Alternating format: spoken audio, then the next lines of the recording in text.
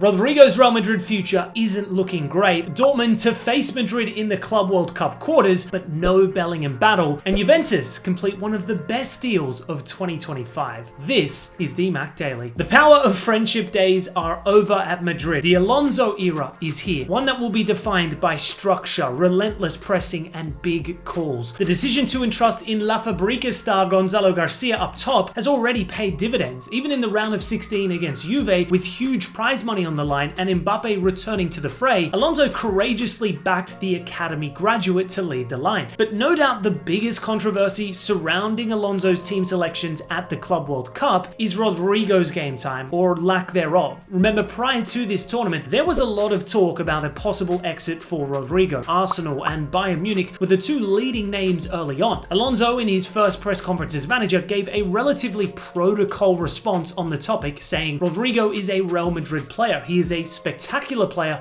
and we will need him." He would then start the tournament opener against Al Hilal, but was dropped for Pachuca entirely, then played just 23 minutes against Salzburg, and in the round of 16 against Juve saw 0 minutes once again. For a player of Rodrygo's status, that is a colossal call. Alonso has since doubled down on the issue, saying, "Whether he plays is my decision." To me, this is escalatory language that Alonso doesn't value Rodrygo as much as Vinny Jr., Mbappe, or Bellingham. In a forward line full of Galacticos, he has been sacrificed to suit the needs of Alonso's team, to also suit the needs of Arda Güler and perhaps even Franco Mastantuono in the future. At this stage, no credible sources have actually said anything definitive. Your typical engagement farming tabloids and fake journos will just churn out any unsubstantiated claims, but I am starting to buy into the idea that Rodrygo could in fact exit Madrid this summer. Staying on the topic of Real Madrid, they have deservedly reached the quarterfinal stages of the Club World Cup after a dominant performance against Juventus. As mentioned earlier, Alonso backed Gonzalo Garcia to lead the line, and the academy graduate delivered once more, scoring an emphatic header via a precision cross from Trent. A crazy come up from the 21-year-old striker. He was playing in Spain's third tier for pretty much the entire season. He did just happen to break the goal scoring record in that league, but few could have predicted his rapid ascension in the first team. However, I'd argue the man of the match here wasn't any player. It was Alonso and his tactics. The much talked about 3-4-2-1 lineup seems to be working. The players are clearly buying into his ideas already. Valverde and Güler were top. So Los Blancos now advance to the quarters, where they'll meet Borussia Dortmund, who narrowly prevailed over Monterrey. Full credit to the Mexican underdogs. Despite going 2 goals down, they battled their way back into this contest and eventually took full control, with Dortmund only just holding on in the end. The script was written that Jude would face his old club and his younger brother Job in the next round, but unfortunately that won't be happening as Job picked up a booking resulting in suspension. I'm certainly not convinced by this Dortmund side at all collectively, but in Guirassy and Adeyemi, these two are a constant threat. Should be an epic matchup. Moving to transfer news, and it appears Juve are now in prime position to land Jonathan David on a free transfer. The Canadian star was wanted by a host of clubs, with Napoli the early frontrunners, but according to Fabrizio Romano, the striker is now closing in on Turin. Personally, I rate this player so highly, one of the most underappreciated forwards out there in my opinion. I mean, 30 plus goal contributions in each of his last 3 campaigns. He was prolific in this season's Champions League. He's still got ample room for growth at 25, and best of all, Juve are getting him without paying a transfer fee. Obviously, agent fees will be included, plus a hefty salary, but still, they've got themselves a bargain, all things considered. I'm curious as to how he fits into this new Juve side. He wouldn't have joined to be a squad player, that's for sure. Anyways, that's today's DMAC Daily. See you tomorrow.